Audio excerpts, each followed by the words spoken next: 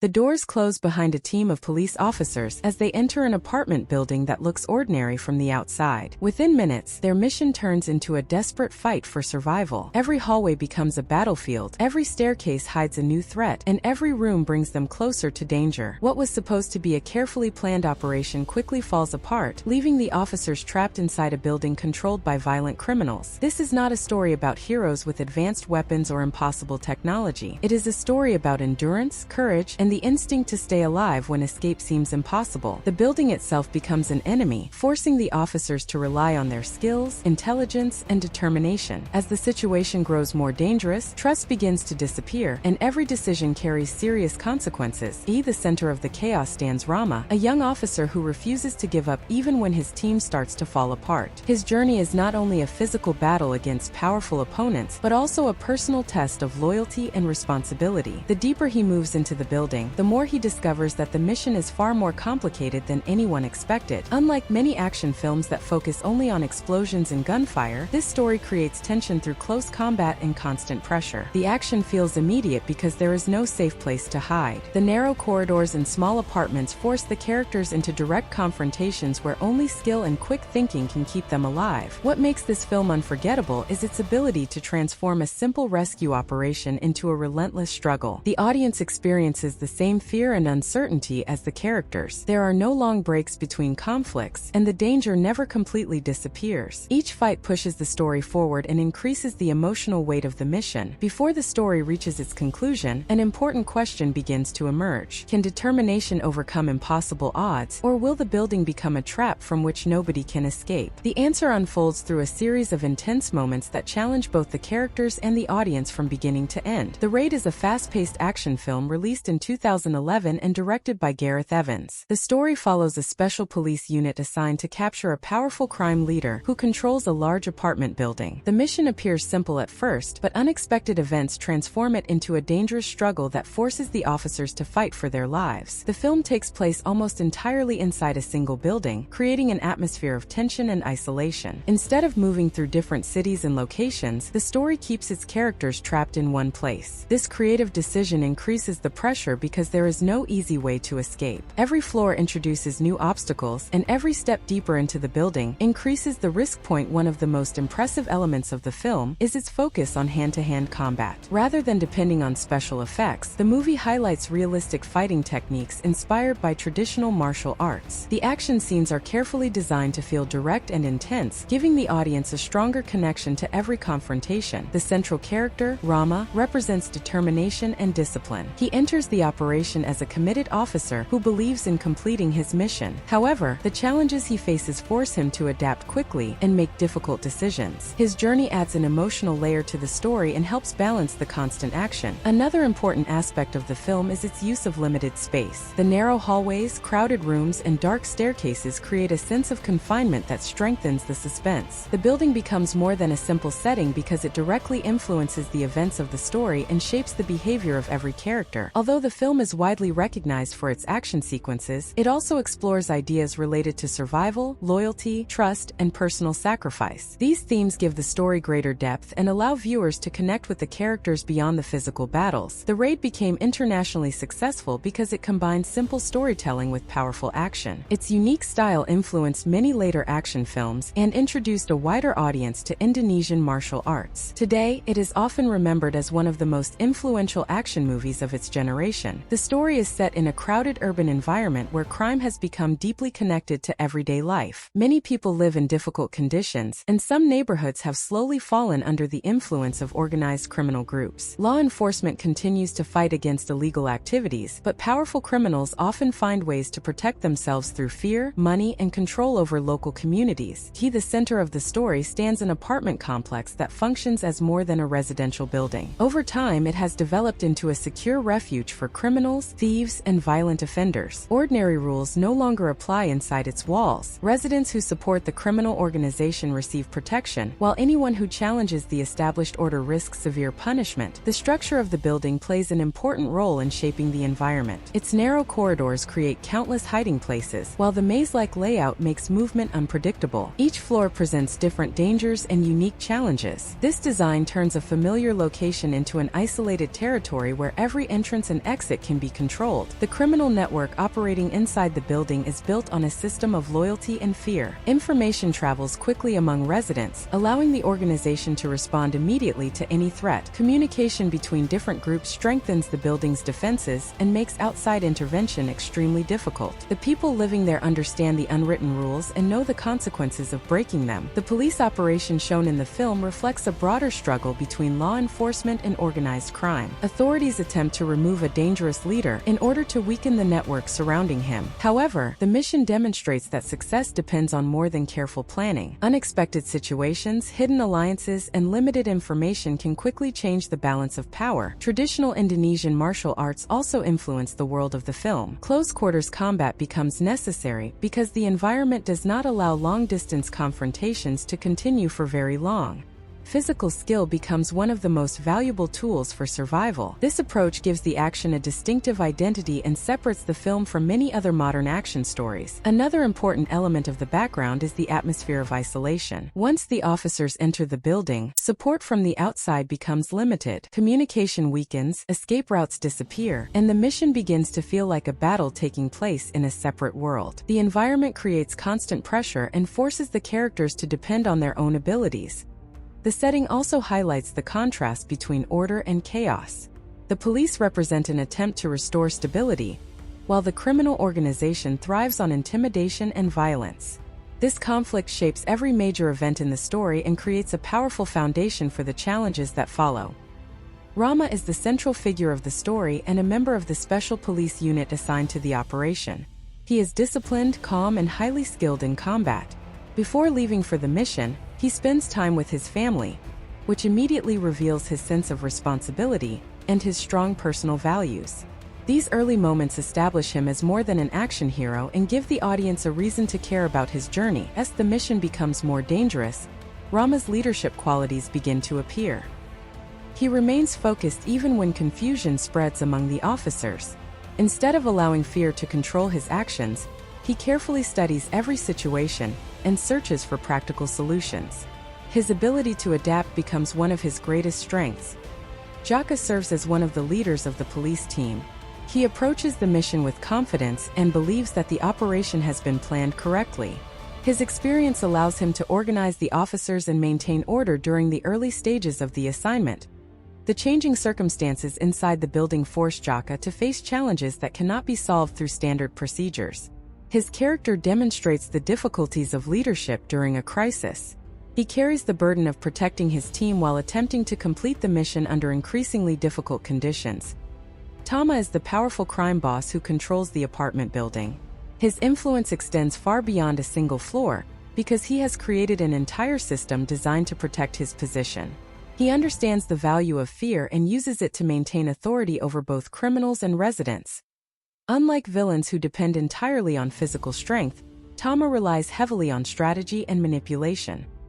He remains distant from many direct confrontations while using the building itself as a defensive weapon.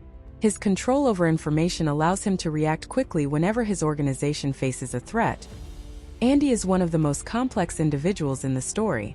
His connection to the criminal world creates an interesting contrast with other characters. He operates within an environment shaped by loyalty, power, and personal relationships. His presence introduces emotional conflict into the narrative because his decisions are influenced by more than survival. The relationships surrounding him create difficult choices that affect several important events. His character adds depth to the story by demonstrating that human motivations are rarely simple. Mad Dog is one of the most dangerous fighters in the building. He is known for his exceptional combat abilities and his preference for direct physical confrontations. Unlike other members of the organization, he appears to enjoy testing his strength against worthy opponents. His fighting style reflects aggression, confidence, and complete commitment to battle. He represents one of the greatest obstacles faced by the officers because he combines experience with remarkable endurance. His presence increases the tension and creates some of the most memorable confrontations in the film. Sergeant Wahyu plays an important role in organizing the operation. He appears committed to the mission and demonstrates a strong desire to achieve specific objectives. His position within the police force gives him significant influence over the team's actions. As the story develops, His motivations become more complicated than they initially appear. Information revealed later changes the audience's understanding of his character. This transformation adds another layer of complexity to the narrative and highlights the importance of hidden intentions. Several supporting characters contribute to the atmosphere of the film by representing different groups within the building. Some characters are loyal to the criminal organization, while others are simply trying to survive in a dangerous environment. Their actions influence the movement of the story and help create a realistic portrayal of a community living under constant pressure. Together, these characters create a world shaped by conflict, survival, loyalty, and personal sacrifice. Each individual brings a unique perspective to the story, allowing the narrative to explore different responses to fear, responsibility, and power. The apartment building serves as the foundation of the entire story. At first glance, it appears to be an ordinary residential complex located in a crowded part of the city. However, behind its damaged walls and narrow hallways lies a carefully controlled environment that operates according to its own rules. The building functions as a protected territory where criminal activity has become part of everyday life. Unlike traditional criminal hideouts that remain hidden from public view, this location exists in plain sight. People live there, children move through the corridors, and daily routines continue as usual. At the same time, many apartments are occupied by individuals connected to illegal activities. This unusual combination creates a setting where ordinary life and organized crime exist side by side. The design of the building provides several strategic advantages for the criminal organization. Multiple floors create natural barriers that slow down movement and limit visibility. Long corridors reduce escape options, while staircases become critical control points. Anyone entering the building immediately faces the challenge of navigating an unfamiliar and restricted environment. The residents play an important role in maintaining the security of the network. Information spreads quickly through informal communication, allowing warnings to reach different parts of the building within minutes. This system transforms the entire structure into an active defense mechanism. Instead of depending only on guards or weapons, the organization benefits from the awareness and cooperation of the people living inside. Leadership within the criminal network depends on authority, discipline, and intimidation. The organization is arranged in a way that allows commands to move efficiently from the top to lower-ranking members. Loyalty is encouraged through rewards and protection, while betrayal is discouraged through fear. This structure helps maintain order among individuals with different responsibilities and backgrounds. Another important characteristic of the network is its ability to adapt during moments of crisis. Members quickly change their positions, establish defensive lines, and respond to unexpected threats. Their familiarity with the building gives them a significant advantage over outsiders. Knowledge of hidden routes and interior layouts allows them to move more effectively during confrontations. The building also creates a psychological challenge for anyone attempting to enter it. The limited space increases tension and creates a constant feeling of uncertainty. Every closed door becomes a possible threat, and every dark hallway raises new questions. This atmosphere affects decision-making and forces characters to remain alert at all times. From a storytelling perspective, the apartment complex becomes much more than a physical location. It acts as a living system that influences every event in the narrative. The structure controls movement, shapes conflicts, and determines the balance of power between the police officers and the criminal organization. The crime network operating inside the building represents a larger social issue. It demonstrates how organized groups can establish influence by creating isolated communities that function outside traditional systems. The story uses this setting to explore the relationship between power, fear, and survival. By combining a confined environment with a well-organized criminal operation, the film creates a unique and unforgettable setting. The apartment building is not simply a background element. It becomes one of the most important characters in the story, shaping the experiences of everyone trapped inside its walls. The story begins with a highly trained police team preparing for a dangerous operation in Jakarta. Their target is a heavily guarded apartment complex controlled by Tom Ariati, a powerful criminal who has turned the entire building into a refuge for gang members, drug dealers, killers, and other dangerous people. The officers understand that entering the building will be difficult, but they believe that a carefully planned assault can finally bring the criminal network under control. Among the officers is Rama, a young and disciplined member of the tactical unit. Unlike some of the more experienced men around him, Rama is still relatively new to operations of this scale. But his physical training and determination make him an important part of the team. Before leaving for the mission, he quietly prepares himself and shares an emotional moment with his pregnant wife. That personal connection gives his character an additional reason to survive the operation and return home. The police unit moves toward the apartment before sunrise, attempting to remain unnoticed. Their strategy depends heavily on surprise.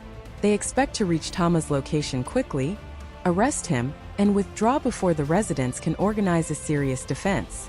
The operation appears controlled at first, with the officers moving together and following their training. Inside the building, however, an entirely different world is waiting for them. The residents are not ordinary tenants. Many of them are criminals who have become accustomed to living under Tama's protection. The building operates almost like a closed criminal community, where violence is normal and outsiders are treated as enemies. Tama maintains his authority by providing shelter to dangerous people while demanding loyalty in return. As the officers advance through the lower levels, the atmosphere becomes increasingly tense. Their presence is eventually discovered, destroying the advantage of complete surprise. Instead of quietly reaching the upper floors, the police suddenly find themselves surrounded by enemies who know the building far better than they do. The situation changes dramatically when the building's criminal residents begin attacking. What was supposed to be a controlled police operation becomes a desperate fight for survival. The officers attempt to maintain formation, protect their ammunition, and keep moving upward, but every floor presents another threat. Rama quickly realizes that the mission is much more dangerous than expected. The team cannot simply arrest a single criminal and leave. They are trapped inside a hostile structure where the enemy can attack from corridors, rooms, stairways, and unexpected locations. Every decision has to be made within seconds. The first major confrontation also reveals the difference between the two sides. The police possess training, equipment, and a tactical plan, while the criminals have numbers, familiarity with the building, and a willingness to use extreme violence.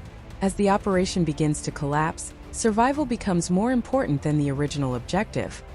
Rama and the remaining officers are forced to continue deeper into the building while trying to stay alive. Their original plan is falling apart, and the possibility of simply reaching Tama now seems increasingly difficult. The apartment complex itself becomes a maze of danger, with each new level bringing the team closer to a battle they may not be able to escape. This opening section establishes the central conflict of the movie. A small police unit entering an enormous criminal stronghold where the balance of power quickly turns against them. Rama's journey is only beginning, but the operation has already transformed from a planned raid into a fight for survival. The police operation begins with confidence, but that confidence does not last long. The tactical team enters the apartment building believing that speed and surprise will give them control. Their objective is straightforward: reach the upper levels, capture Tamariyati, and bring the operation to an end. However, the building is filled with criminals who are far more prepared for resistance than the officers expected. The first serious problem appears when the presence of the police becomes known throughout the building. Once the criminals realize that an assault is underway, they begin communicating with one another and preparing an organized response. The officers suddenly lose the element of surprise that was essential to their original strategy. Instead of facing a small group of suspects, the police find themselves confronted by waves of armed opponents. The narrow hallways make movement difficult, while doors and rooms provide the criminals with countless places from which to attack.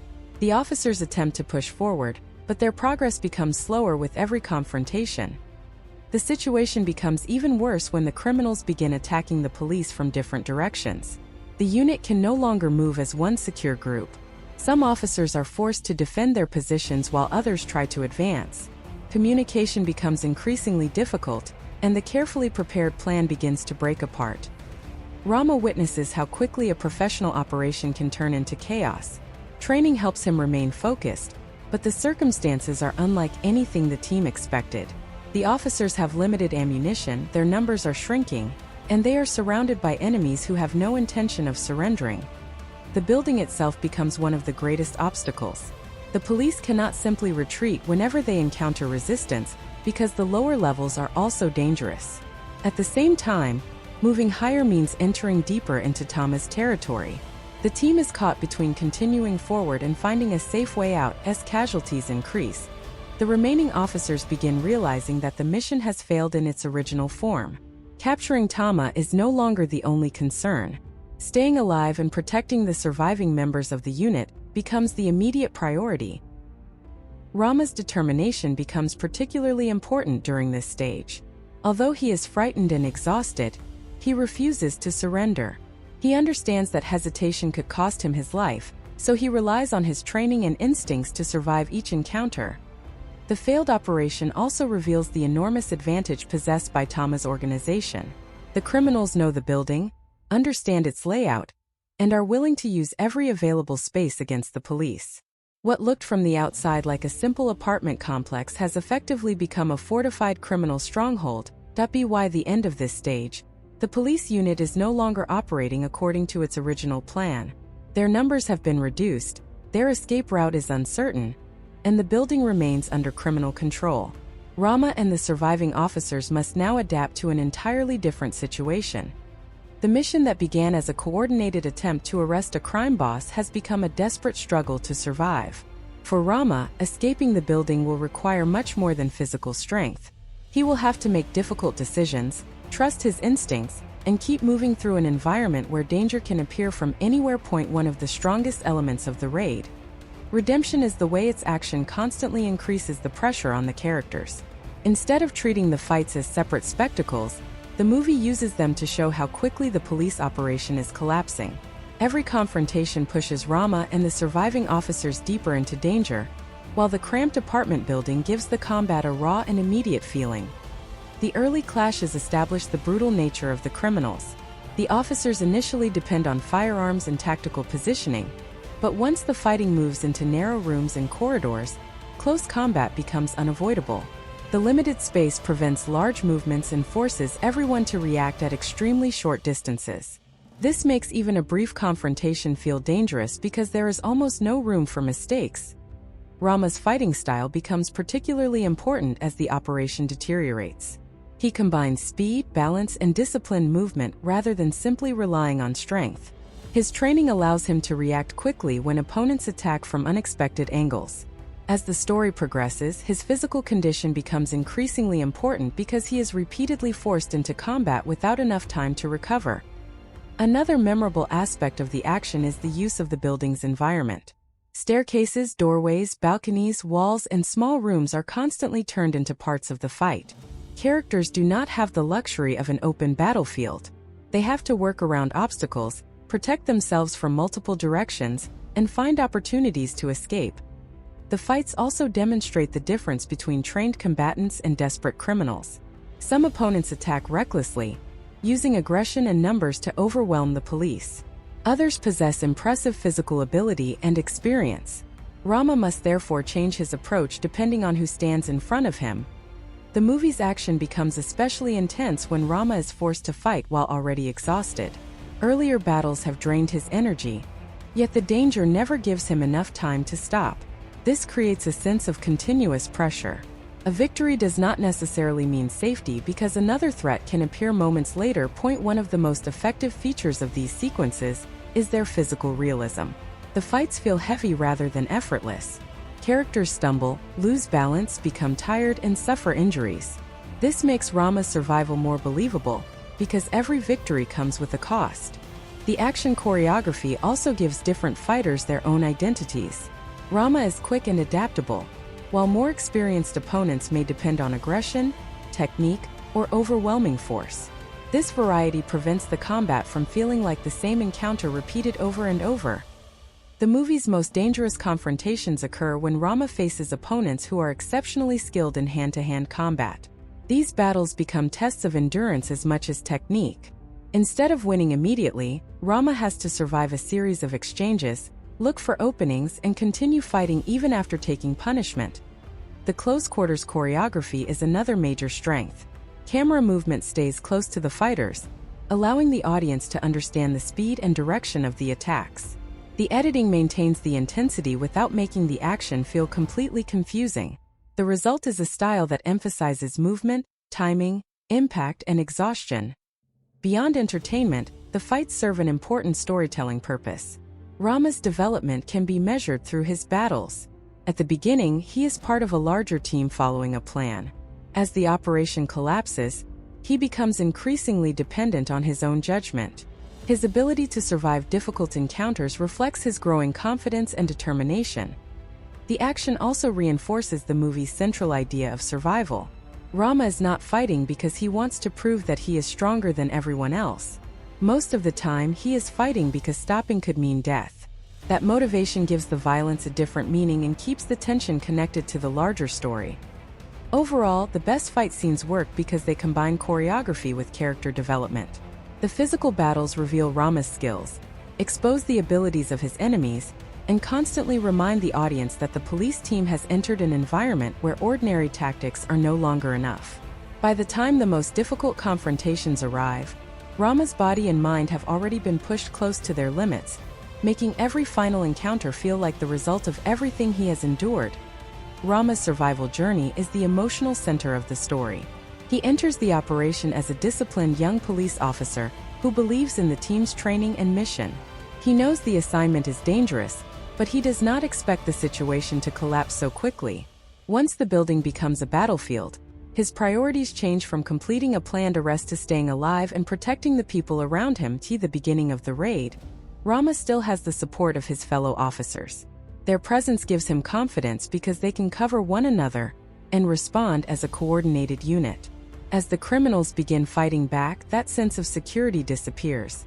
The team becomes separated, and Rama is forced to make decisions without knowing what is happening elsewhere in the building. His physical training becomes one of his greatest advantages. Rama is capable of moving quickly through tight spaces, reacting to sudden attacks, and using his surroundings when necessary. However, his skills do not make him invincible. Every confrontation leaves him more exhausted, and the injuries he receives gradually reduce his physical ability. What makes his journey compelling is his refusal to give up. There are several moments when continuing forward appears almost impossible. The building is controlled by violent criminals, escape routes are uncertain, and the surviving officers have limited resources. Despite these conditions, Rama continues searching for a way through the chaos. Rama also learns to depend on his instincts. The original mission was based on planning and teamwork, but the changing circumstances require him to improvise. He begins observing his surroundings more carefully, recognizing threats before they become unavoidable, and choosing when to confront an enemy and when survival requires a different approach. His relationship with the other surviving officers becomes important as well. Rama does not view the operation simply as a personal challenge. He remains concerned about the people fighting beside him. When possible, he helps others and tries to keep moving with them rather than abandoning them immediately as the raid continues. Rama's endurance is tested repeatedly. He is forced into one dangerous situation after another without having enough time to fully recover. His movements become more desperate, but his determination remains strong. The contrast between physical exhaustion and mental persistence makes his survival increasingly difficult. Another important part of Rama's journey is the psychological pressure. He has entered the building as a police officer with a clear objective, but the violence around him forces him to confront situations where there are no easy choices. The experience changes his understanding of what it means to survive in a place controlled by fear and violence. Rama's greatest strength is therefore not simply his combat ability. It is his ability to continue functioning when circumstances become overwhelming. He adapts to setbacks instead of allowing them to completely break his focus. Each obstacle teaches him something about the building, his opponents, and his own limits. By the later stages of the story, Rama is very different from the officer who first entered the apartment complex.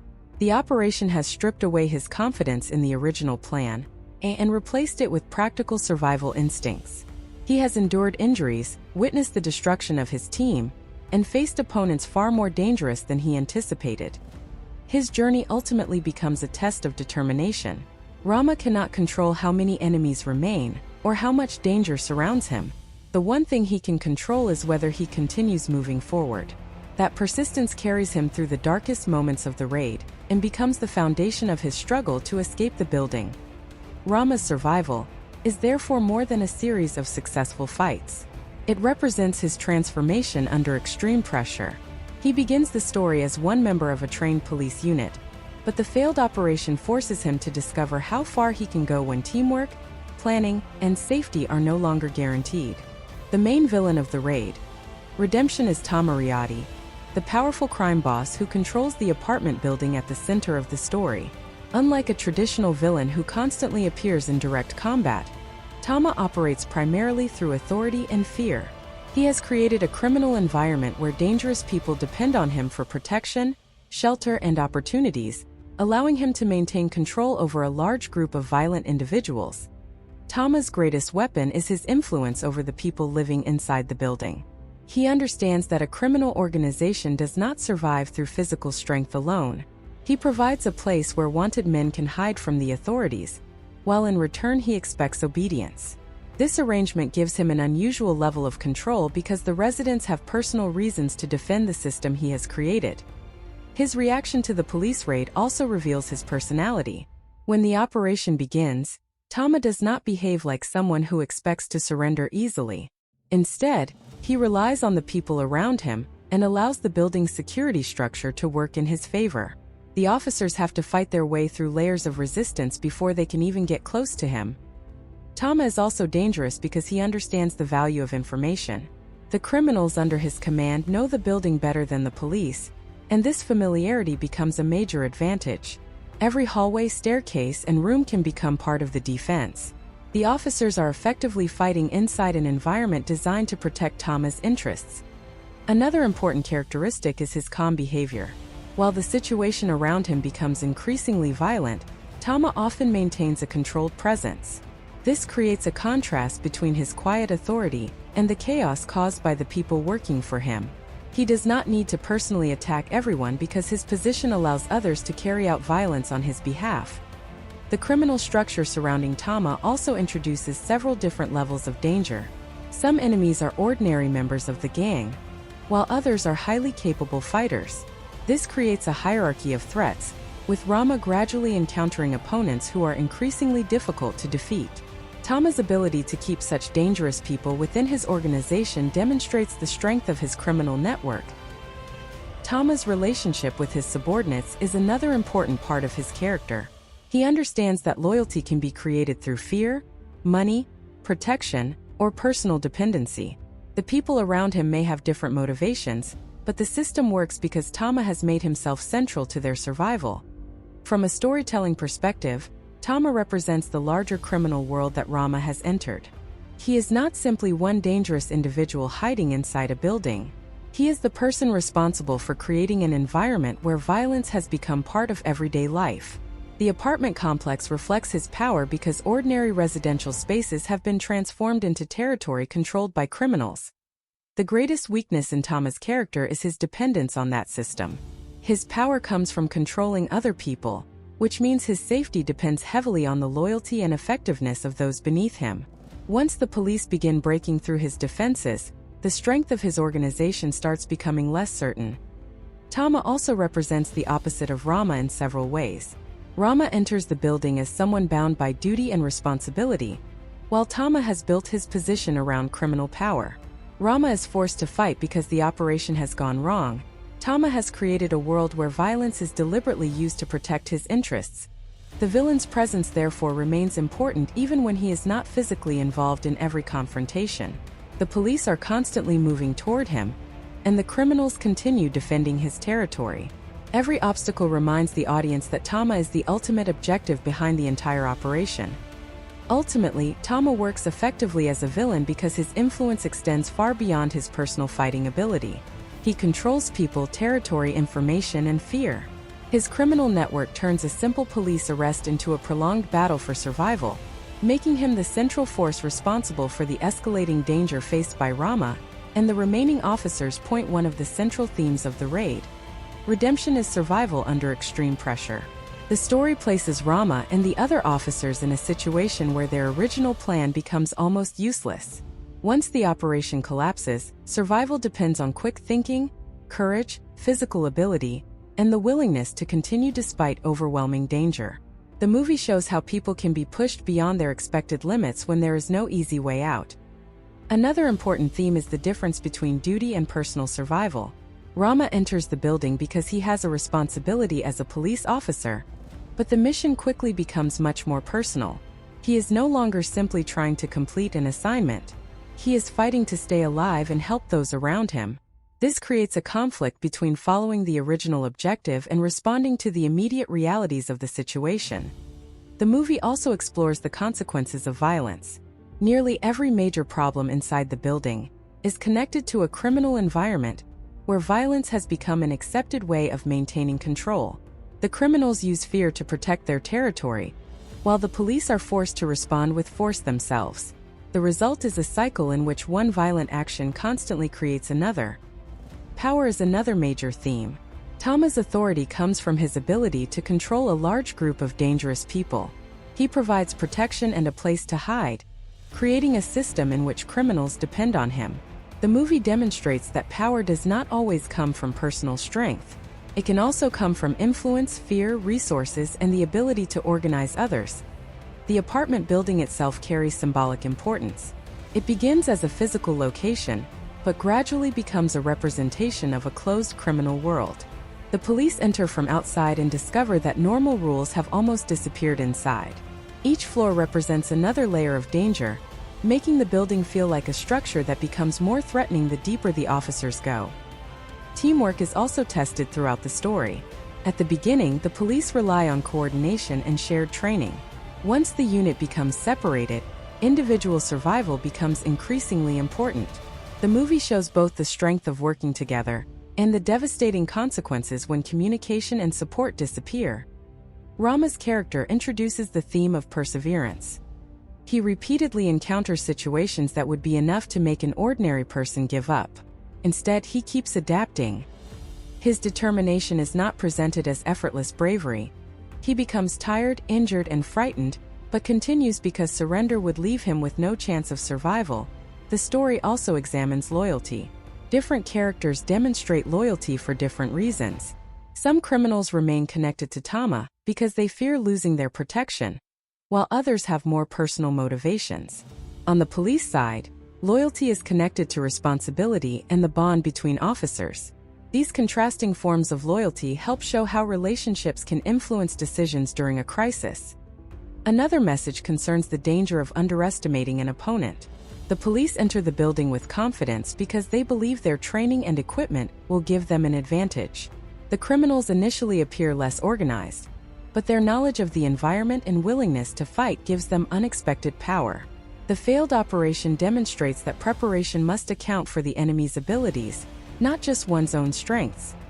The movie also emphasizes adaptation. Rama's success depends on his ability to change his approach as circumstances develop. He cannot rely on one fixed strategy because every new opponent and location creates different problems. His survival becomes possible because he learns from each encounter and adjusts his actions accordingly. Finally, the story delivers a broader message about courage. Courage is not presented as the absence of fear. Rama is placed in situations where fear is completely understandable, yet he continues making decisions under pressure. His journey suggests that courage comes from acting despite danger rather than pretending that danger does not exist. Taken together, these themes give the movie more meaning than a simple action story. Beneath the intense combat is a narrative about survival, loyalty, responsibility, power, and human endurance. Rama's struggle through the building becomes a test of both physical strength and character, showing how extreme circumstances can reveal qualities that remain hidden during ordinary life. The ending of the raid. Redemption brings together the different conflicts that have developed throughout the operation. By this point, Rama has survived numerous attacks, lost members of his team, and discovered that the danger inside the building is connected to something much larger than a simple criminal hideout. His final struggle is no longer just about reaching safety. It is also about uncovering who can actually be trusted. One of the most important revelations is the corruption within the police operation. The mission was presented as an attempt to eliminate Tama's criminal operation, but the events surrounding the raid reveal that not everyone involved is acting for the same reason. This changes the meaning of the entire mission and explains why the situation became so complicated. Rama eventually finds himself fighting alongside his brother, Andy. Their relationship adds a personal dimension to the conclusion, Because Andy is not simply another criminal standing in Rama's way. He has been living inside Tama's organization and has become an important figure within that world. Despite their very different lives, the brothers still recognize their connection and choose to help each other when the situation becomes critical. Their most difficult confrontation involves Mad Dog, one of the most dangerous fighters in the building. Rather than depending on weapons, the battle becomes an intense physical struggle. Rama and Andy have to work together against an opponent whose fighting ability makes him extremely difficult to defeat. The encounter pushes all three men to their limits. After this confrontation, Rama and Andy are left facing the final consequences of the raid. Their survival depends on escaping the building before the remaining threats can eliminate them. At the same time, the truth about the operation becomes impossible to ignore. The corrupt officer Wahyu becomes particularly important during the final stage. His actions reveal that the raid was not as straightforward as it initially appeared. His real motives are connected to the criminal world and to the desire to control what happens after Tama's downfall. The final confrontation exposes the contrast between Rama and Wahyu. Rama has spent the entire operation trying to survive, while protecting his fellow officers and his brother. Wahyu, on the other hand, is willing to betray people around him to protect his own interests. Their opposing choices demonstrate two completely different ideas of loyalty and responsibility. The surviving characters eventually manage to overcome the immediate threat, but the ending does not present their victory as a simple celebration. The experience has changed everyone involved. Rama has survived, but he has also discovered how deeply corruption can exist within the systems that are supposed to protect people. Andy's decision at the end is especially significant. Although he has the opportunity to leave with Rama, he chooses to remain connected to the criminal world, rather than return to the life his brother wants for him. His choice suggests that escaping the building physically does not necessarily mean escaping the world that has shaped his identity. Rama leaves with the knowledge that his brother is still alive, but their paths remain different. This creates a bittersweet conclusion. Rama has completed the most important part of his survival journey, yet he cannot simply restore the relationship he once had with Andy. The ending also leaves the larger criminal network unresolved. Tama's immediate control has been destroyed, but the environment that allowed his organization to exist has not magically disappeared. This reinforces one of the movie's major ideas. Defeating one powerful criminal does not automatically eliminate the larger system surrounding him. Ultimately, the ending is about survival, family, betrayal, and difficult choices. Rama survives the building, but the experience forces him to understand that the real danger is not limited to the criminals he fought. The final moments leave him alive and moving forward, while Andy remains behind, showing that the two brothers have survived the same nightmare but cannot necessarily return to the same life. The conclusion therefore works as more than the end of an action sequence. It closes Rama's immediate struggle, while leaving the emotional and criminal consequences open. His physical escape represents victory, but his separation from Andy reminds us that survival can come with a heavy personal cost. One interesting detail about the raid. Redemption is that the apartment building is much more than a simple location for the action. Its design plays an important role in the storytelling. The narrow corridors, stairways, small rooms, and repeated levels create a sense of confinement. As Rama moves deeper into the building, the environment itself seems to become another opponent because there are fewer safe places to escape. The movie also uses the building's vertical structure to increase tension. Instead of allowing the characters to move freely across a large open area, the story repeatedly forces them upward and downward through restricted spaces. This makes every movement feel significant and gives the raid a clear physical progression.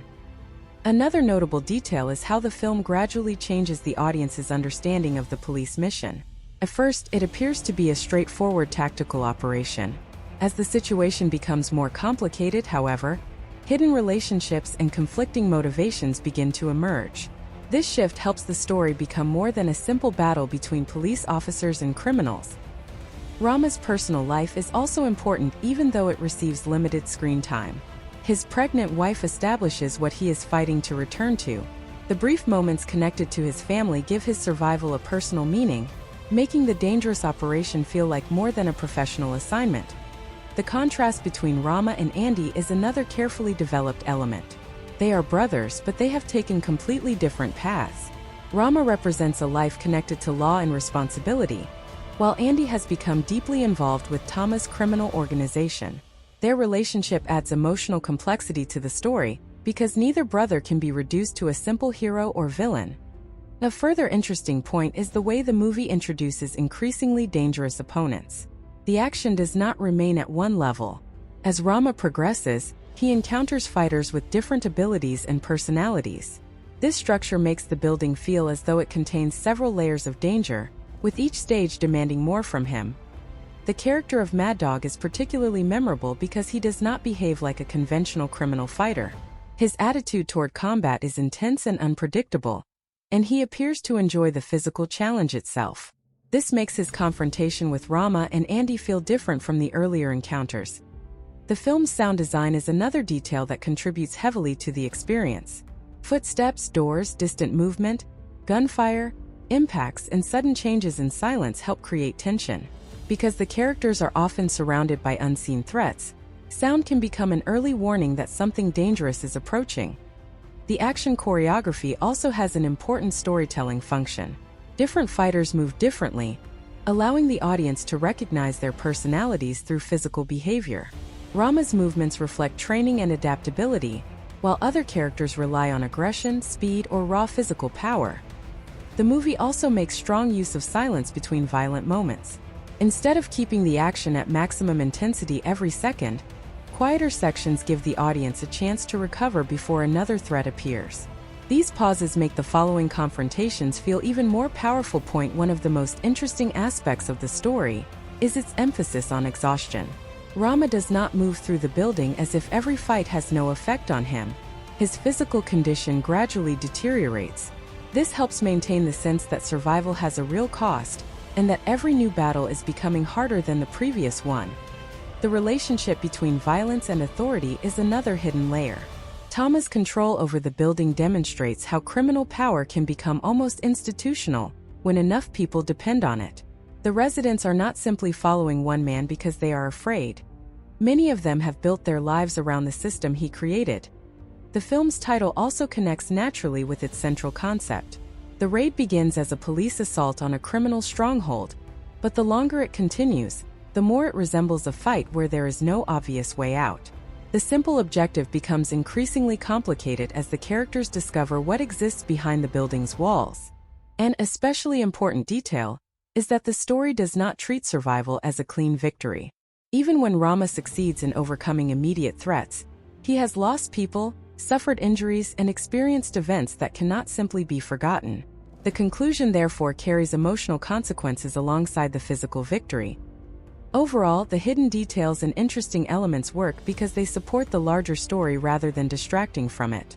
The building's design, the family connection, the brothers' relationship, the criminal hierarchy, the changing levels of combat, and the sound and choreography all contribute to the same central idea.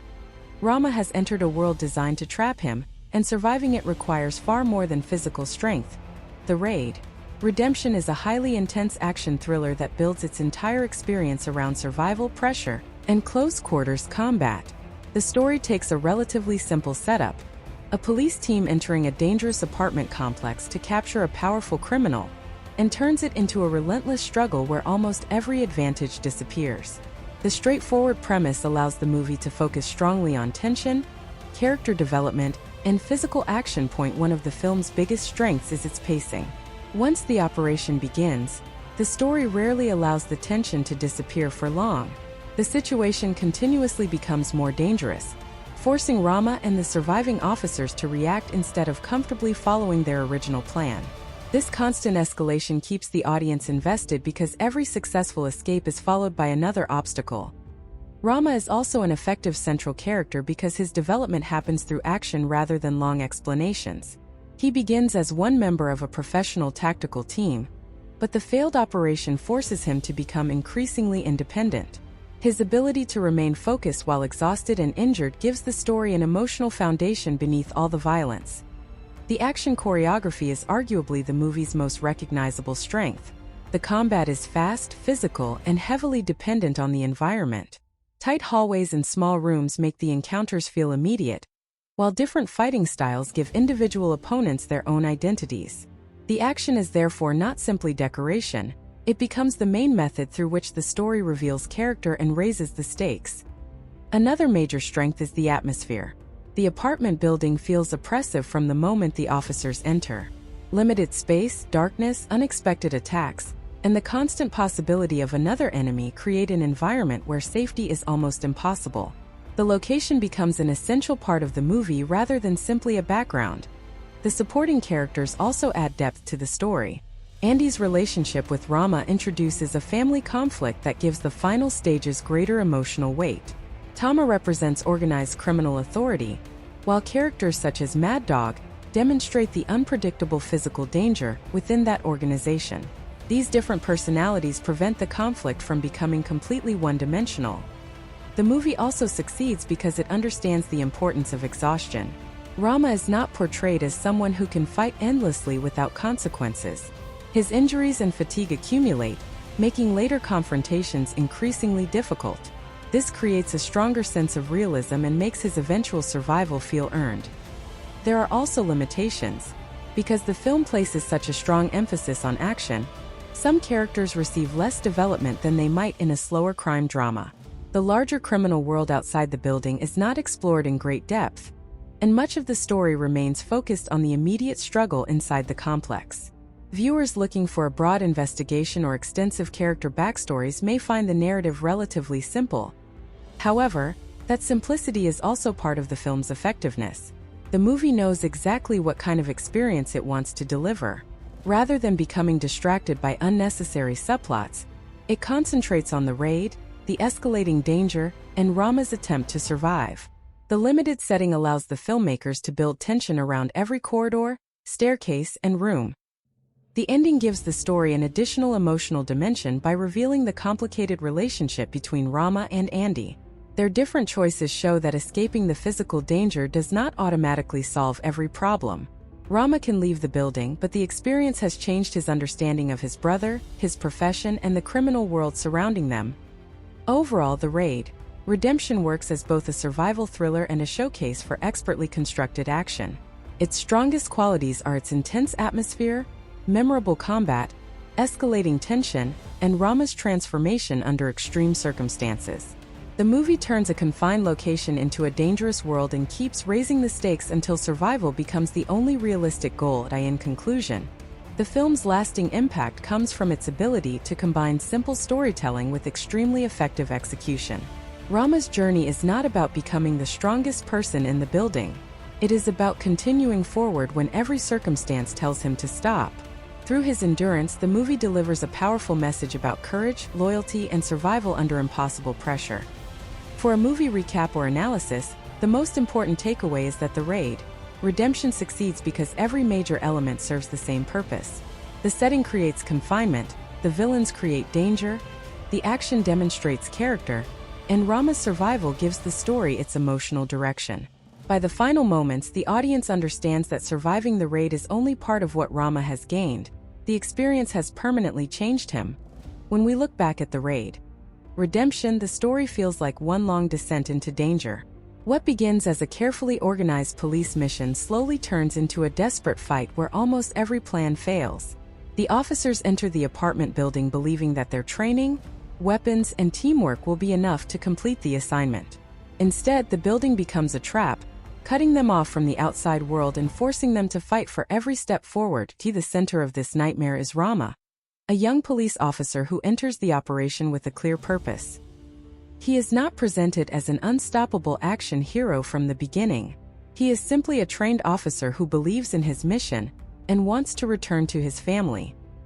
His connection with his pregnant wife quietly establishes what is waiting for him outside the building. Every time he faces another obstacle, the audience understands that there is someone important he is trying to return to. Once the raid begins, that peaceful image disappears. The police team moves through the building expecting to maintain control, but their presence is discovered. Suddenly, doors become hiding places, corridors become combat zones, and the stairways become dangerous paths with enemies waiting on different levels. The officers are no longer moving through an ordinary residential building. They are trapped inside a criminal fortress. The situation becomes worse as the criminals organize their resistance. The police have superior training, But the criminals have home field advantage. They know where they are, they know the structure of the building, and they understand how to use the narrow spaces against the invading officers. What seemed like a straightforward arrest becomes an exhausting battle in which every mistake can have fatal consequences. Rama gradually realizes that following the original plan is no longer enough. The mission has changed and he has to change with it. He starts relying more heavily on his instincts, his physical training, and his ability to react quickly. Instead of thinking several steps ahead, he often has only seconds to decide whether he should fight, move, hide, or help someone else. This is where Rama's transformation becomes one of the most important parts of the story. At first, he is one member of a larger team.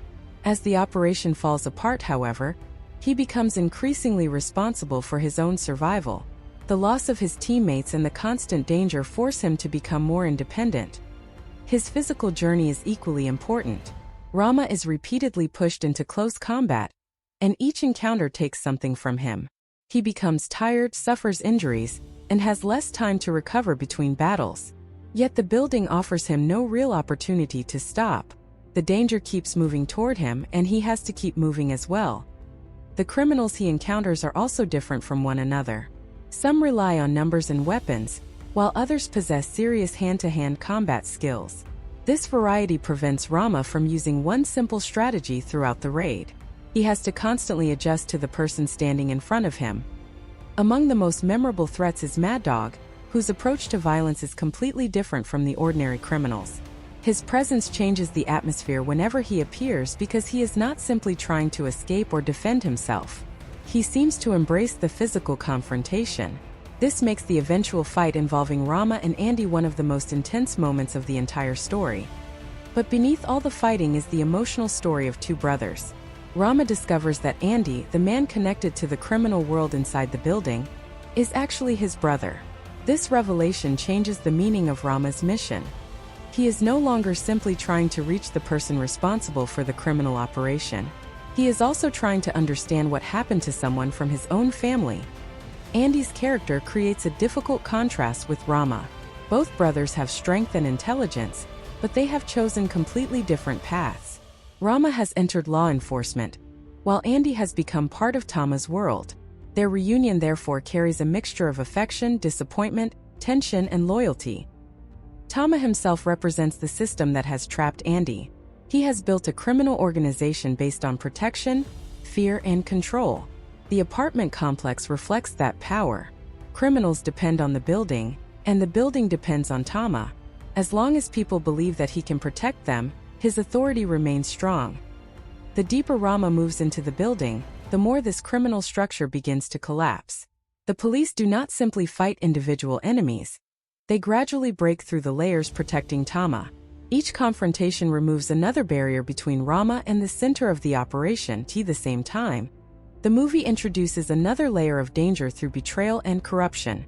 Rama begins to discover that the situation cannot be understood simply as police versus criminals. Personal interests and hidden motives are influencing the operation. This revelation makes the story more complicated because the people who should represent authority are not necessarily trustworthy. The final stages therefore become a combination of physical survival and moral discovery. Rama has to survive the criminals around him, while also understanding whom he can trust. His greatest challenge is no longer simply defeating an opponent. It is reaching the end of the operation without losing the people who still matter to him. When Rama and Andy fight together, their relationship reaches its most important point. Despite the years and circumstances that have separated them, they are still brothers. Their cooperation demonstrates that family loyalty can survive even after people have taken completely different paths. The final escape does not feel like a traditional victory celebration. Rama has survived, but the experience has left permanent consequences. People have been lost, his body is exhausted, and his understanding of his brother has changed. He leaves the building alive, but he is not the same officer who entered it. Andy's decision makes the conclusion even more emotional. He cannot simply walk away from the life he has created. Rama may want his brother to return to a safer path, but Andy understands that his world has already changed. Their survival does not automatically mean that they can return to the relationship they once had. That is what makes the ending more meaningful than a simple action movie victory.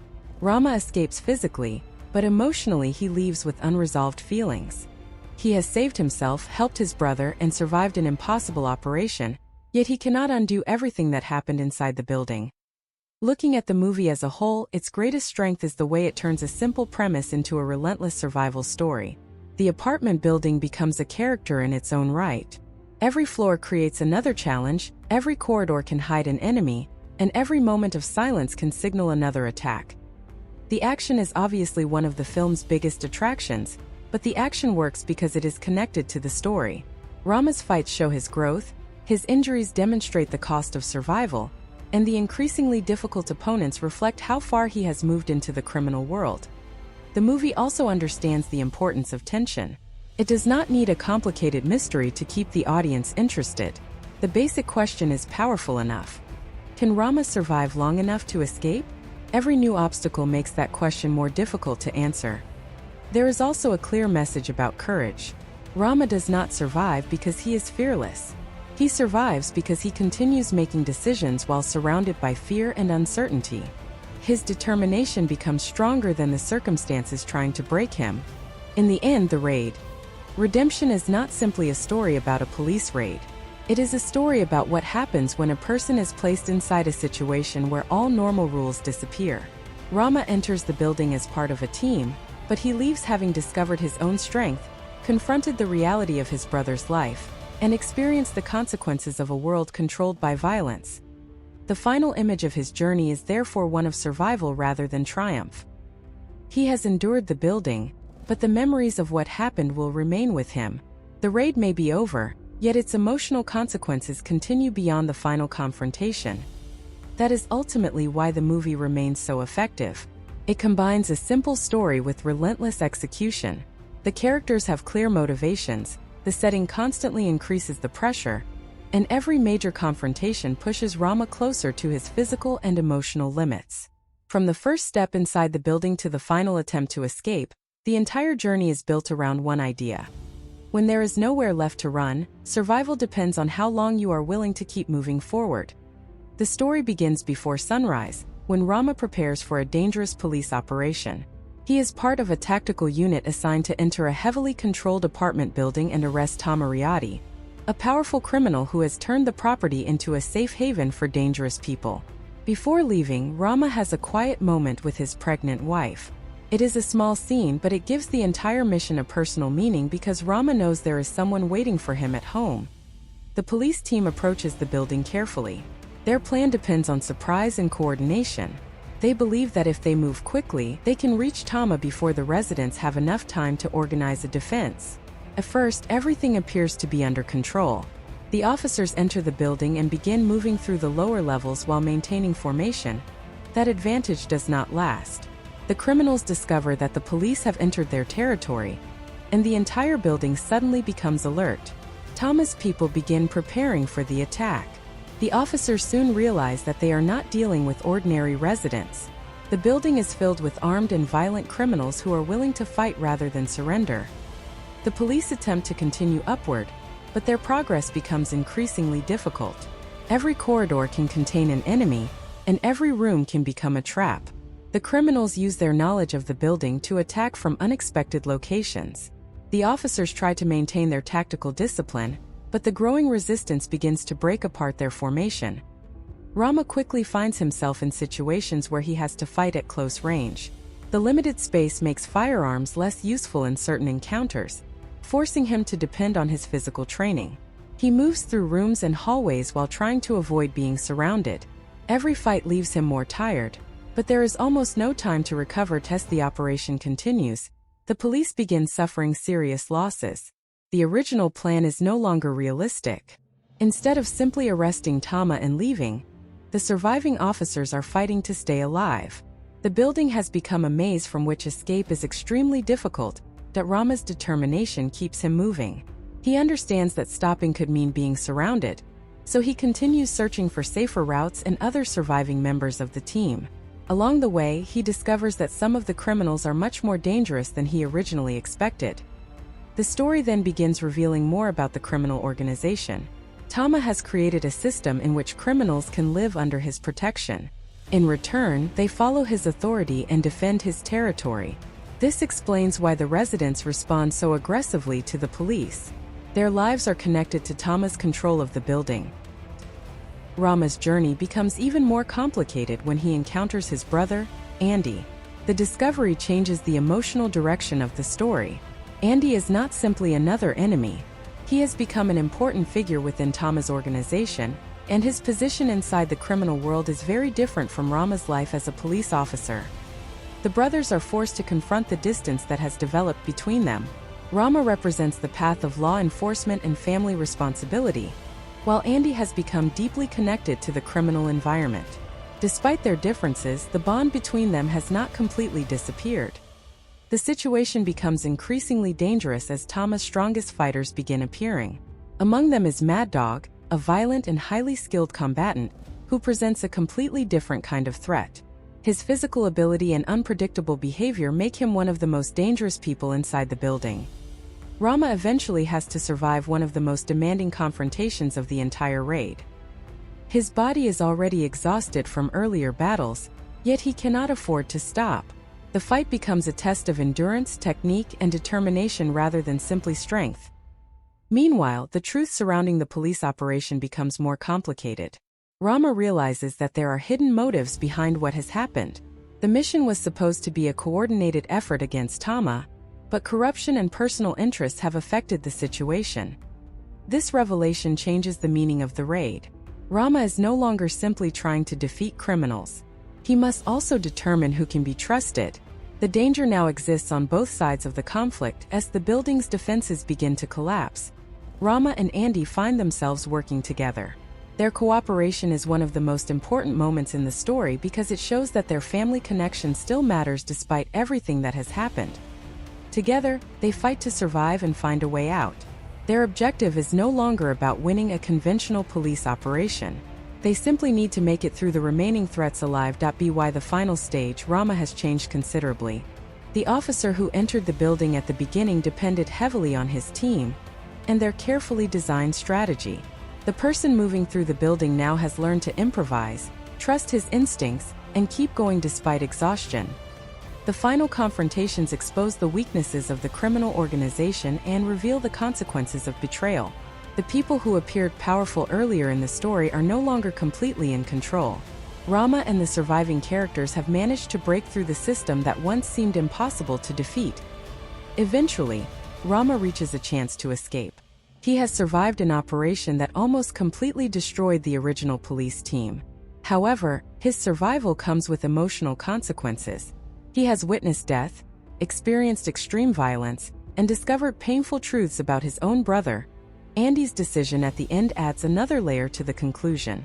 Although the brothers have fought together and survived the same nightmare, Andy's connection to the criminal world cannot simply disappear. Rama leaves with his brother alive, but their futures remain uncertain. The movie ends with the sense that Rama has survived more than just a dangerous raid. He has been forced to confront fear, exhaustion, violence, betrayal, and family conflict all at once. His physical survival represents a victory, but the emotional consequences of the experience remain. Looking back at the complete journey, the story follows a clear progression. A carefully planned police mission becomes a disaster. The disaster becomes a fight for survival, and that fight eventually reveals a deeper conflict involving crime, corruption, and family. Rama's greatest achievement is not simply defeating individual opponents. It is his ability to continue when the original mission has completely fallen apart. He adapts to every new situation and refuses to surrender, even when the odds appear impossible. That is what makes the movie's recap so powerful. The story starts with a group of officers entering a building with confidence, but it ends with a much smaller group struggling simply to leave alive.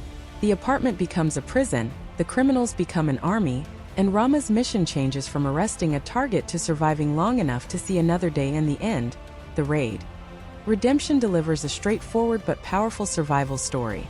Its action provides the excitement, but Rama's determination, his relationship with Andy, and the collapse of the police operation give the movie its emotional foundation. Every stage of the raid pushes him closer to his physical limits, and every obstacle forces him to become more resourceful. The final lesson of Rama's journey is simple. Survival is not always about being stronger than everyone around you. Sometimes it means staying focused when everything has gone wrong, protecting the people who matter, and finding the strength to continue when there seems to be no safe path forward. The Raid. Redemption is one of the all-time great action movies as it essentially reinvented the genre, and without it, I doubt we'd have got movies like John Wick. Director Gareth Evans has just released the film with a new color upgrade, and it now looks incredible. The colors are far more vibrant where they were a little drab previously, and like the Conan Chronicles, this is a perfect example of how 4K can work at making films look the way they should. Clearly a lot of time and effort has gone into this restoration, and it shows with every gorgeous frame. What can we say about The Raid? Redemption that hasn't already been said? It brought the martial arts silent into the mainstream, but also introduced the world to Iko Uwais and Joe Taslim, who have since become stars in their own rights. Before anyone says it, I'm aware Maranta came out first, but it was The Raid which became mainstream. I never knew The Raid was actually a thing back in the 90s, where it was going to be an animated show with similar characters and scenes. You get an old trailer in this set, which was really cool. There isn't much in terms of memorable dialogue or intense character development, but what we do get is an hour and 40 minutes of some of the best action ever committed to film. The fight scenes are still jaw-dropping and were unlike anything we had really seen previously. It's perfectly paced, and the final showdown between Rama, Iko Uwais, his brother, and Mad Dog Yayan Ruhian is so desperate that you feel like you're right in the thick of it. What's so great about the action in this movie is that it feels scary, and that every moment Rama and his squad are genuinely battling for survival, it jumps off the screen. The violence is brutal and really changed the way fight scenes were done in Hollywood after the dark times of movies copying the Bourne franchise. We want to see what's happening in our fight scenes, and now we feel like we are actually in them. Mad Dog is one of the best villains in recent years, as he only has a few lines of dialogue, but Yayan Ruhian moves inhumanly fast, and the way he destroys Joe Taslim in their climactic fight is devastatingly effective. There are a good few hours of special features to get through, although some of them we have already seen before, but watching Evans explain how they did the floor drop sequence is an eye-opener. I still wish we'd got to see his Deathstroke movie, as it could have been something special. Anyway, this 4K steelbook is simply worth picking up for the movie itself, which just looks amazing now. Many have complained about the music used in the Redemption version of The Raid, but I always thought it worked well and added to the intensity of the action. The SWAT team skulks up a staircase in a rundown tenement, shrouded in the unnatural glow of dim fluorescence.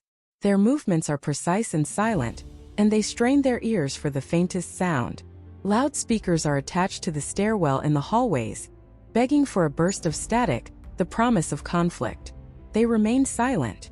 The team slowly ascends up the stairs, past the squalid hallways and cramped rooms of the tenement. No one wanders the halls, but we soon learn the rooms are inhabited by the dregs of Singapore, those who have no alternative but to try and coexist in a building that has fallen under the control of a merciless crime lord. When a young child spots them on stairs, the men spring into action, trying to kill the child before he can set off the alarm. They fail, the loudspeaker sparks to life, and the authoritative voice of Tama, played by Ray Sahitepe, rasps over the speaker. He calls on both his own men and the denizens of his tenement to dispatch of the SWAT team, offering a great bounty for their deaths. Within these first few scenes of The Raid, Redemption, directed by Gareth Evans, the tenement has become a death trap, with Tama waiting on the top floor for an off-the-books act of vigilante retribution that may never manage to reach him. As a gruesome tale of carnage, gunplay and martial arts begins to unfold before the audience.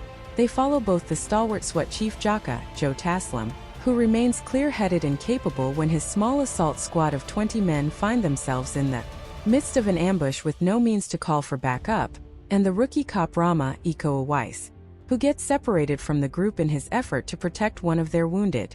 Immediately, the viewer knows that the action will fall largely on Rama's shoulders because the film has only given expository information about him leading up to the conflict. The obligatory scene of Rama kissing his pregnant wife before leaving for certain death, or Rama training at a punching bag so the audience can somehow justify his insane grasp of martial arts. Additionally, the sole narrative impulse of the entire film lies on Rama's shoulders, as he is driven by the need to confront his brother, who sits as Tama's right-hand man. Like many action films, the narrative elements are crude but efficient, giving us a sense of stakes so the violence does not slip into meaningless monotony.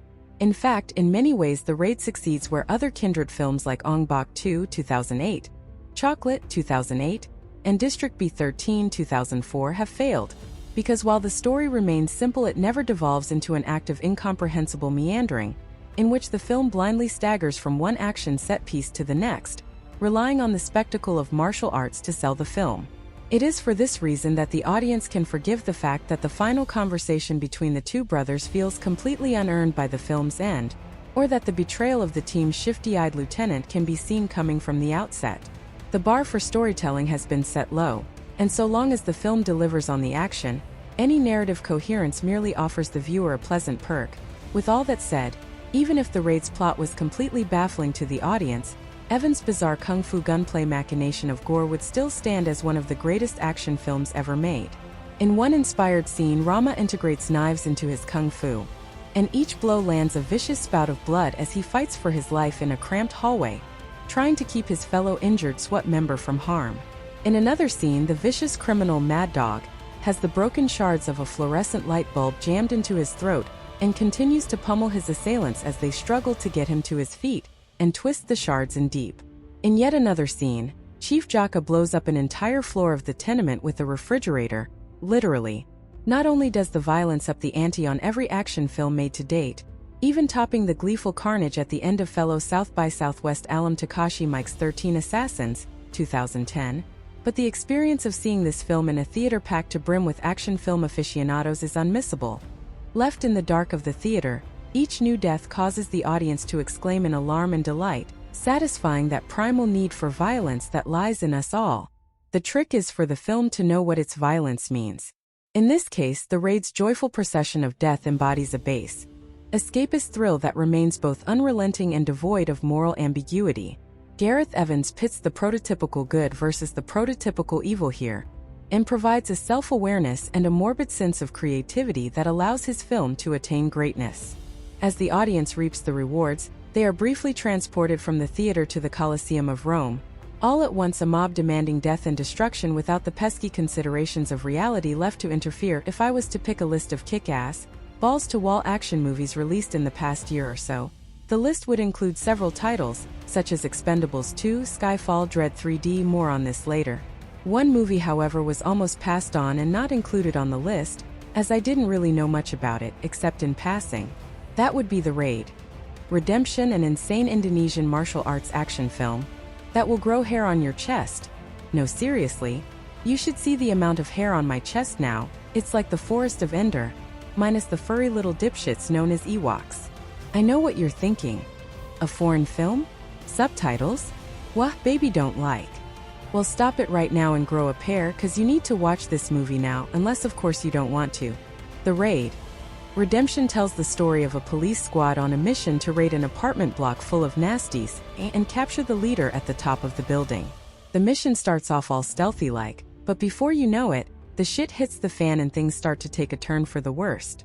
The leader, played by the creepy and cruel Ray Sahitepi, sends word out to all the residents in the building, which houses several thugs and criminals, that they have some pests that need taken care of and whoever helps out will be given free room and board. It certainly doesn't take much convincing these hardened thugs to shoot ever damn one of them. However, little do they know that police officer Rama, played by martial arts extraordinaire Iko Uwais, isn't going to just give up so easily. Wait a minute, this is sounding awfully familiar. Didn't we see something very similar not too long ago? Oh yeah, Dread 3D. Well, yes, the basic premise is oddly the same, but the movies are different. Whereas Dread 3D focused more on the weaponry and technology behind the fantastic, futuristic world, The Raid. Redemption focuses on the hand-to-hand, foot-to-face martial arts. So don't dismiss either movie as ripping one or the other off, just enjoy both for what they are. A beautifully orgasmic display of carnage and testosterone-filled mayhem. I told myself going into this whole project that I wasn't going to skim over anything. I want to create the most comprehensive, in-depth account of my favorite working action director's career that I'm able, and that means digging into the corners as well as the highlights. But let's be real here. As much as I might get a kick out of extricating the minutiae of Footsteps or Maranta, I knew perfectly well where it was all leading. Sure, I like Maranta a lot, and it attracted some international attention in 2009 from action movie enthusiast sites, and those of us who squandered our time in university poring over shelves of imported Southeast Asian films, the ones released on labels like Hong Kong Legends and Tartan Asia Extreme. but it wasn't considered a success upon release in Indonesia, and it didn't attain the critical mass overseas that would have made it a breakout hit. The Raid, though? The way it blasted into the zeitgeist in 2011 and 2012 was dizzying to witness. Here was the new film by the guys who made that one nifty silent movie I'd liked a couple of years ago. I thought at the time. The original Red Band trailer looked pretty fucking hardcore. Some cool, gnarly stunts. They were obviously going for a grittier, harder vibe this time. Maybe I, the guy my friends knew back then as the purveyor of weird, niche genre stuff for our weekly movie nights, could convince my social circle to make an alcohol and pizza-fueled evening of it. I was looking forward to it, not expecting it to make any great waves outside my own fanboy bubble. And then The Raid, released in America under the modified title The Raid Redemption, which I absolutely will not be using to refer to it, tore up the festival circuit. It won Best Midnight Madness Film and the People's Choice Award at TIFF 2011. It earned rave reviews with perfect scores, not just from special interest outlets like City on Fire or Screen Anarchy, but from the likes of The Guardian and Empire magazine. Gareth Evans was interviewed by Simon Mayo and Mark Kermode on BBC 5 Live, with millions of middle-class British listeners tuning in to what he had to say. Roger Ebert famously hated it. This was all such a paradigm shift. For someone like me who was already on the Evans/Weiss bandwagon, it was like the bandwagon had suddenly sprouted solid propellant rocket boosters and launched into low Earth orbit. And that acclaim wasn't just a flash in the pan either. 10 years on, The Raid is widely remembered as an integral piece of action cinema canon, spoken of in reverent tones by devotees of the genre.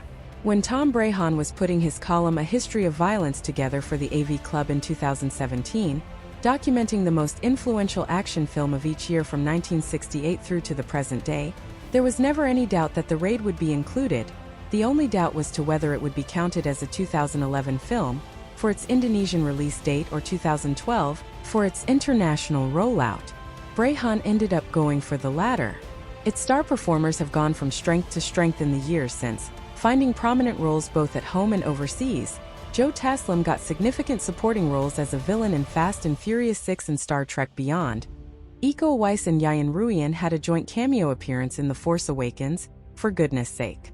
It spawned a wave of imitators both at home in Indonesia, and in neighboring countries from Cambodia to Russia to the Philippines. Hollywood noticed the reaction that The Raid's hard-hitting, unflinching style was drawing out of people too. I'm almost certain the Russo brothers were fans. As early as 2014, there's a beat in a fight scene in Captain America. The Winter Soldier, I'm positive, was cribbed straight from The Raid. It served as a vanguard ahead of the John Wick franchise, and in turn the proliferation of 87 North's school of action design. If you really wanted to stretch a point, you might go as far as to claim The Raid inaugurated a new, better era of action movies. A tidal shift away from the trend of frenetically cut coverage with sound design filling in the gaps in the wake of the Bourne franchise, towards an emphasis on visual clarity and impact. After Maranta landed at Indonesia's domestic box office to a muted reaction, Evans and Uwais went back to the drawing board. Evans drafted a script for a film titled Birandal. The word approximately translates to thug or hooligan in English. A crime epic with the lead role intended for Uwais, incorporating the unique rhythms of the action design they pioneered together into a plot with the scope of something like The Godfather or Scarface. They produced a proof-of-concept teaser consisting of a rough-and-ready version of what would eventually become the toilet stall fight in The Raid 2. A year and a half went by being told no in meeting after investor meeting. The script for Birandal was too ambitious, and would cost too much for financiers to sign off on. Finally, Maranta Films realized they had to scale back their ambitions in the short term, if they were going to move ahead with their mission to represent Pencak Silat on film and make a martial arts star out of Iko Uwais, then necessity would be the mother of invention. Thus, The Raid, a film conceived from the ground up to gain maximal returns from minimal investment. With a reported budget of about $1.1 million USD less than Maranta, it tells the story of a SWAT team assaulting a high-rise apartment block in the slums of Jakarta that for 10 years has been the fortress of gangland kingpin Tama Riyadi, Ray Sahitepi, who leases apartments to all and sundry criminal elements. Our protagonist is Rama Iko Uwais, a rookie with a pregnant wife waiting back home and tremendous skill in Pencak Silat. He also has a cryptic personal motive for being part of the team in this raid. In a mid-film twist that's very heroic bloodshed, it's revealed that Andy Doni Alamzaya, one of Tama's lieutenants and the brains of his operation, is Rama's estranged brother, who Rama has pledged to bring home. The infiltration goes wrong pretty much immediately. The SWAT team is spotted by a sentry and overwhelmed in a firefight when Tama rallies the building's residents against them. Making matters worse, it's revealed that their operation is unsanctioned and illegal. Lieutenant Wahyu Pierre Gruno, the senior officer responsible for putting the raid together, is a corrupt cop on the books of one of Tama's underworld rivals, leaving them without backup and without escape, stranded in enemy territory with hundreds of antagonistic criminals who have nothing to lose. The cops who survive the initial firefight, among them Rama, Wahyu, and the brusque, unflappable team leader Jaka, Joe Taslim, have to run, hide and fight their way through the building's nooks and crannies, trying to find a way out alive, surviving from moment to moment by their ingenuity and their grit. And that's the movie. A scenario of ruthlessly limited scope, containing a breathless chain of masterful action set pieces, each one topping the last. As concentrated a shot of adrenaline as there is to be found anywhere within the medium. Talk about art flourishing within limitations. The raid's single-location conceit, for example, was born largely out of a desire to avoid shooting in Indonesia's hot, wet climate, where shooting could frequently be delayed by variable light levels and heavy rain. Excluding a handful of exterior scenes near the beginning, the vast majority of scenes, and all of the demanding stunts, take place within the same handful of interior studio sets, where the crew could shoot for hours and hours without regard for the time of day. You can see artifacts of this choice littered throughout the film. In almost every shot where there's a window that should have a view out of the building, all we can see is a featureless rectangle of bleached off-white added in post-production, meant to suggest the glare of the sun but which clearly doesn't act as a light source upon the set. It's the sort of trick that, on paper, sounds like a cop-out, but it's just one instance where the frugality of the production ends up making the final product more effective. The cops feel profoundly trapped within a black hole of criminality, where not even light enters or leaves without Tama's permission. That sense of claustrophobia is reinforced throughout. DP Matt Flannery does a 180 from his work in Maranta, where that film was bright and colorful to look at. The raid is powerfully desaturated, the color palette a very seventh console generation medley of grays and browns. Everything in Tama's domain looks so utterly squalid and grimy, the filth accentuated by the dingy lighting that suggests a 40-watt bulb smeared with grease. It's not underlit, far from it. We can see everything we're meant to in stark relief, but the suggestion of chthonic darkness is persistent, like the characters have inadvertently wandered into the Silent Hill nightmare dimension. The stress and fear the characters are undergoing is reinforced by the tight shot scales and the deployment of wide-angle lenses, on the order of 12mm to 20mm much of the time, giving us a good look at the SWAT team's faces at their sweatiest and most unflattering. When everything's gone wrong, in addition to lots of roving handheld shots, the crew shot on the Panasonic AF100, a newly released camera model at the time of the raid's production and much lighter than the shoulder-mounted HPX 500 used for Maranta, giving the early scenes of the film an almost documentarian feel to them. Shots judder in concert with the camera operator's footsteps, whip back and forth in attempts to keep the action in center frame, like we're getting the POV of the world's unluckiest journalist embedded within Indonesia's unluckiest SWAT team. That's not to say that it's aping the look of found footage movies, or going for any kind of epistolary gimmick in its presentation. Indeed, if there's one thing that's clear throughout Evans and Flannery's work together, it's that they dislike and distrust gimmicks of any kind. The raid isn't trying to sell itself on the basis of any high concept or novelty, the way movies catering to the same audience like Hardcore Henry or One Shot are. They consciously skirt any filming technique that might call attention to itself and to the movie's artifice, pulling the viewer out of the moment. They avoid anything like bodycam shots or POV shots or action replays. There are no show-offy tracking shots of the sort that have become a calling card for action movies in the 2010s. They make only limited use of montage, and this is mostly confined to early scenes of the cops' infiltration, as a means to get the place setting out of the way as expediently as possible. They do occasionally use slow motion, but only ever for evocative purposes, dilating and emphasizing tense moments, like during the silent close-up on the shotgun muzzle flash that ignites the big firefight in the first act. It's never to emphasize how cool a particular high kick looks.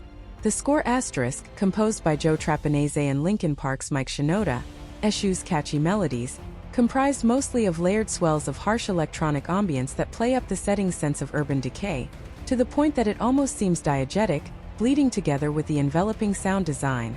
The soundtrack's most recognizable motif is a series of shrill, syncopated stings that suggest the piercing wail of an intruder alarm. The only gimmick the Raid brings to the table is really astoundingly strong filmmaking fundamentals. It uses the meat and potatoes of the medium to draw you into its verisimilitude quietly, invisibly, not even noticing how deeply you're immersed until someone's neck gets snapped, and you cringe in unison with the rest of the theater at just how visceral the moment feels. I absolutely don't mean this as a knock against Iko Uwais, or Yayan Ruhian or Joe Taslim, or any of the other performers and stuntmen involved in the film's production, many of whom are champion-level practitioners of their disciplines and who put life and limb on the line to produce a transcendent piece of entertainment. I know for a goddamn fact that I couldn't do their job, out-of-shape coward that I am who spends his evenings critiquing other people's hard work on Letterboxd, and the Oscars absolutely should have a Best Stunt category. But the fact remains, a big part of the appeal of martial arts movies is to see the human body do incredible things. Either things that we thought it physiologically couldn't do, or things that no sane person would have the courage to do. When I show up to a movie starring Yuan Biao, or Mark Dacascos, or Tony Jaa, or Scott Adkins, it's in the hope that they'll show me a higher fall or a fancier kick or a faster, more elaborate combination than I've seen before. And the Raid doesn't offer that. There's no element of bodily activity here that would have especially raised eyebrows if it had appeared in, say, a Hong Kong movie in 1985. But when I watch the Raid, what draws me in isn't a newfound plateau of strength or speed or dexterity, or of performers putting themselves at suicidal risk. I'm not looking to see Iko Uwais execute a 1080 spin kick where I've only previously seen a 720 spin kick. That's not the way it sets itself apart, any more than it does with any other perspective novelty factor. It is a martial arts movie, just to be clear on that point, but that isn't its first or main generic allegiance. Maranta was constructed in large part as an exhibition for Pencak Silat, designed to give Indonesian martial arts the spotlight first, and build an action movie around that. In the Raid, that emphasis is reversed. Silat is still the dominant martial art in the choreography, the tempo and the rhythms of the fight scenes dictated by its metronome, but other styles are brought into the mix. Taslim is a national champion in judo with a grounding in wushu. Ika Ramadea, who lays daegu, is a taekwondo practitioner. The cultural emphasis that played such a large part in Maranta is non-existent here. The focus in the Raid's fight scenes isn't on technique, but on savagery, on sheer kill-or-be-killed survival impetus, but what gorgeous savagery it is. The fight choreography hits an ideal sweet spot, where it suggests the scrappy desperation of the fighters involved, while still being aesthetically pleasing to look at, for the performers' fine control over their bodies, and for their lightning-fast tactical choices. The characters' decisions are legible in the ways they move. The Raid doesn't realistically depict the brief, clumsy flail of limbs that comprise real-life fistfights where opponents are genuinely trying to hurt one another. The kind of thing you might see in CCTV footage captured outside a dive bar at 2:00 a.m. on a Saturday morning. Rather, it's a heightened, stylized, artful expression of what being in such a fight might feel like, of having your brain swimming in epinephrine, split-second reflexes, the difference between life and death, of searching feverishly for the optimal way to put the other guy down with minimal injury to yourself, of not feeling the pain yet, but knowing with dark certainty that you will later. Every fight sequence contains an embarrassment of riches. For minutes at a time, we're treated to intricate combinations and exchanges, the choreography practically never repeating itself, always remaining suitably explosive and vicious, and punctuated regularly with punchlines of heart-stopping violence. The Raid is a significantly more quickly cut movie than Maranta was. Evans talks in interviews about having taken advice in between the two films from Mike Leader, a critic and producer known as an expert on martial arts cinema, who told him that the long takes in his previous movie were tiring his performers out, and giving the audience more room to notice whiffed hits. Certainly, a quicker cutting rhythm suits a film like The Raid, where intensity is the first, second, and third priority. It keeps the pace feverish, and gives the performers license to sell their blows harder, when the consequences of a botched take aren't so dire.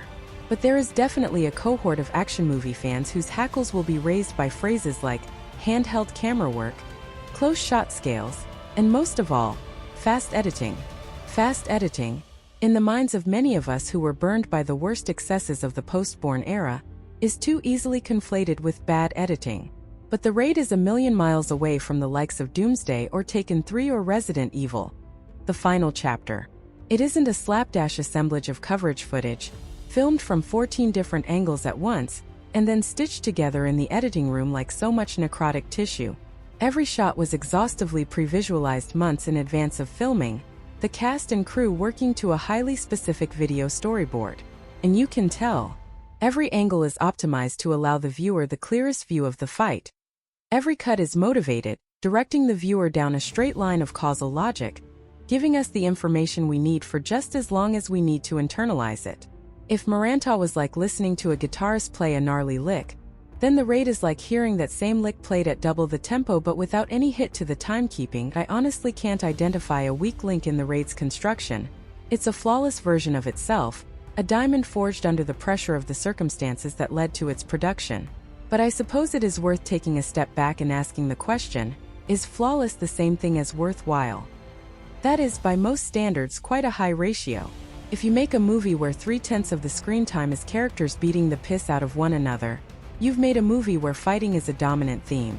But what's interesting to me is the content of that remaining 1 hour, 9 minutes and 37 seconds. Even fans of the Raid will often describe it like it's a non-stop orgy of ass-kicking. I've heard it described more than once as a single feature-length fight scene, which rather raises the question, if the fighting is all that audiences take away from the Raid, what exactly is going through audience members' minds in the scenes without fighting, which outnumber the scenes where there is by more than 2:1?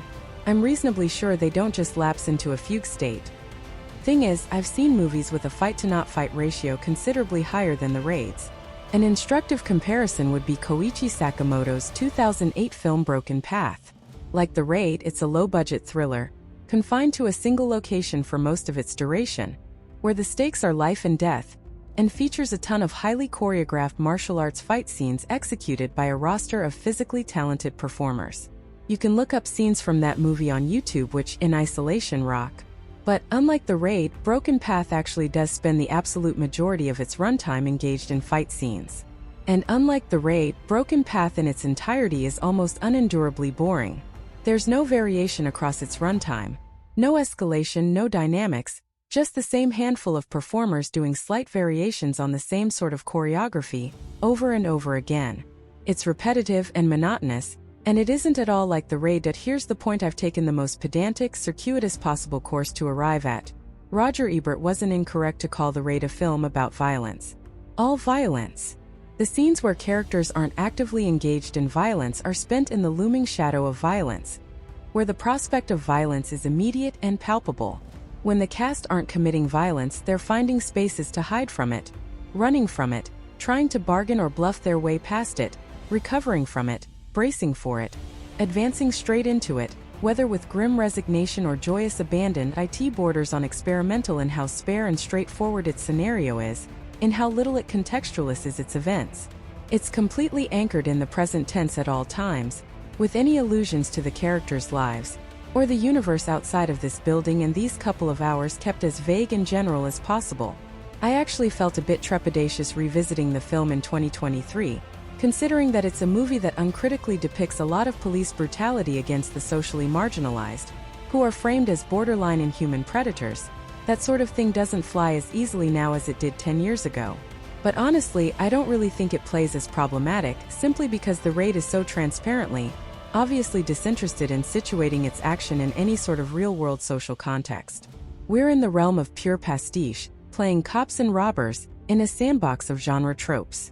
The cast's actions aren't motivated by any ideology or notion of justice, nor even particularly out of fealty to their squadmates, or to the family and friends that might be waiting for them if they make it out alive. Even the one significant plot complication the screenplay adds, the reveal that Andy is Rama's brother, is notable more for how it changes the strategic dynamics of the situation than for any emotional dimension it might introduce. Rama does some brutal things to other human bodies, it's true. But there's always a sense, in the choreography and the performance, that it's something he does in spite of his better nature, that he's made the calculated, deliberate decision to survive at all costs. He tries desperately to avoid conflict where he can, his first recourse always either to run or hide, but when it's clear there's no other option, he throws himself into the fray, allowing adrenaline to take hold and purposefully refusing to think of his adversaries as human, Despite what psychic costs it might later incur, contrast him with Bao, the bad cop of the team, shown to be aggressive and belligerent, hostile towards those he sees as beneath him. He's the first to panic when things go pear-shaped, and the power he was all too happy to throw around as a cop is turned on its head, becoming a liability for his teammates. When he gets the chance to retaliate against the building's residents, he does so with absurd, infantile overkill, screaming with fear and rage as he tries impotently to reassert the power dynamic where he feels comfortable. Or Wahyu, the corrupt lieutenant, who's a self-interested, cynical snake with no regard for anyone's life but his own, who's content to shoot fleeing men in the back, hell, shoot fleeing children, who's willing to make opportunistic alliances and then betray his comrades the moment their convenience expires. That I could go on, but I think the point is made. The raid doesn't rely on extrinsic circumstances to confer meaning upon its violence. It trusts its audience to infer meaning from the intrinsic qualities of how that violence is presented. One thing about the film that I think goes unduly unsung is just how solid the acting is across the board. No, none of the performers are tasked with dialogue worthy of Strindberg, but part of the point I'm trying to make here is how physical performances, stunt performances, can be no less crucial in creating a persuasive emotional reality, and the cast of The Raid are uniformly excellent at selling the film's atmosphere of constant fear and tension and fight-or-flight adrenaline. The Raid might be virtually free of plot, but it's never not telling a story. It's a film that describes reptile-brained emotions, but that doesn't mean our appreciation of it necessarily comes from a reptile-brained place. This was the review of 2011 film The Raid: Redemption. Thanks for watching.